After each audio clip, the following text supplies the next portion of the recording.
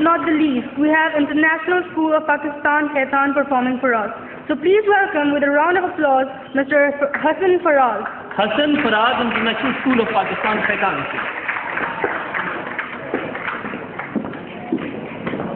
نحمده ونصلی علی رسولہ الکریم اما بعد فاعوذ باللہ من الشیطان الرجیم بسم اللہ الرحمن الرحیم. مشکل سے راستے آسان ہو گئے، دشمن یہ دیکھ کر حیران ہو گئے. رکھا میرے نبی نے دنیا میں جب قدم، پتھر بھی کلمہ پڑھ کر مسلمان ہو گئے. السلام علیکم ورحمۃ اللہ وبرکاتہ. میں آپ کے سامنے اس مختصر وقت میں محبت رسول جیسے مقدس عنوان پر گفتگو کرنا چاہتا ہوں.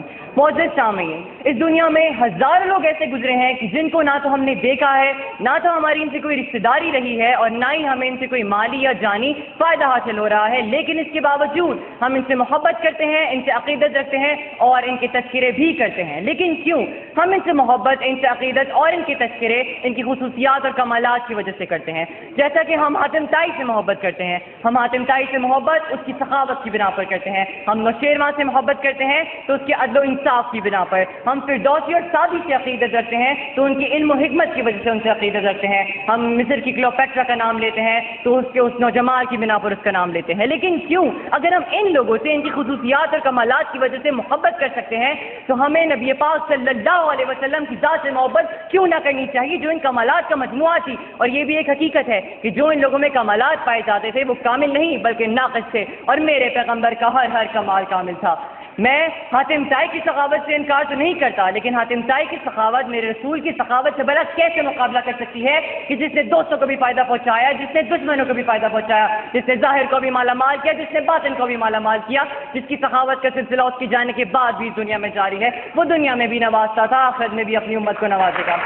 میں نوشیروان کے عدل و انصاف سے بھی انکار تو نہیں کرتا، لیکن نوشیروان کا عدل و انصاف میرے رسول ہاشمی صلی اللہ علیہ وسلم کے عدل و انصاف سے بھلا کیا نسبت رکھتا ہے کہ جس نے عرب کے ظالمانہ ماحول میں عدل کے میٹھے چشمے جاری کر دیے اور جس نے یہ تک کہہ دیا کہ میری بیٹی فاطمہ بھی اگر چوری کرے گی تو ہم اس کے بھی ہاتھ کاٹ دیں گے.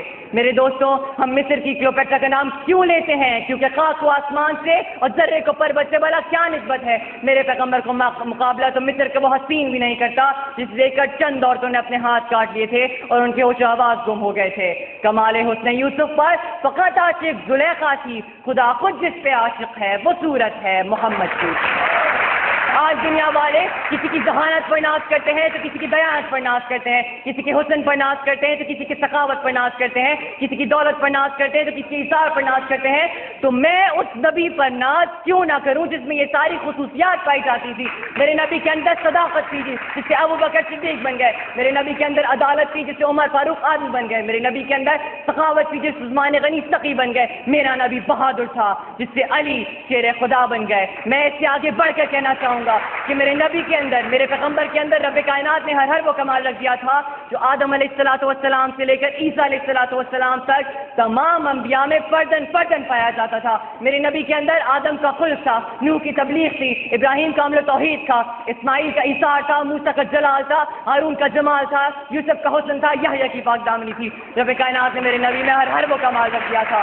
میں کہتا ہوں جسے حضرت محمد صلی اللہ علیہ وسلم سے محبت نہیں، اسے پاک دامنی سے محبت نہیں، اسے صداقت سے محبت نہیں، اسے شرافت سے محبت نہیں، اسے اجر انکساری سے محبت نہیں، اور جسے اخلاقیات سے محبت نہیں اسے انسانیت سے محبت نہیں، اور جسے انسانیت سے محبت نہیں وہ انسان نہیں بہتی درندہ ہے. بلکہ میں تو سمجھتا ہوں ایسے دل والے انسان میں دل نہیں پتھر کا ٹکڑا ہے، اور جس انسان کے دل میں الفت رسول کی لگن نہیں، نبی کریم کی الفت کا جذبہ نہیں، ایسے دل والا انسان فاسق تو ہو سکتا ہے، فاجر تو ہو سکتا ہے، منافق تو ہو سکتا ہے، کافر تو ہو سکتا ہے، لیکن ایسے دل والا انسان مومن و مسلمان نہیں ہو سکتا. میرے دوستوں، مومن و مسلمان نہیں ہو سکتا. میرے نبی نے فرما دیا لا یؤمن احدکم حتی اکون احب الیہ من والدی و ولدی والناس اجمعین. تم میں سے کوئی شخص اس وقت تک ایماندار نہیں ہو سکتا جب تک کہ میں اسے اس کی اولاد سے زیادہ، اس کے والدین سے زیادہ اور سب سے زیادہ محبوب نہ ہو جاؤں. تو آئیے اپنے گریبانوں میں جھانک کے دیکھتے ہیں کہ کہیں ہمارے دلوں میں اپنے والدین کے لیے، اپنی اولاد کے لیے، اپنے عزیز و اقارب کے لیے اور اس دنیا کے لیے ان سے زیادہ محبت نہیں، اور اگر ہے تو اس کا مطلب افسوس کے ساتھ میرے دوستوں ہمارے ایمان کو خطرہ ہے. میرے پروردگار نے بھی فرما دیا اور جو رسول تمہیں دے اسے لے لو اور جسے منع کرے اسے چھوڑ دو.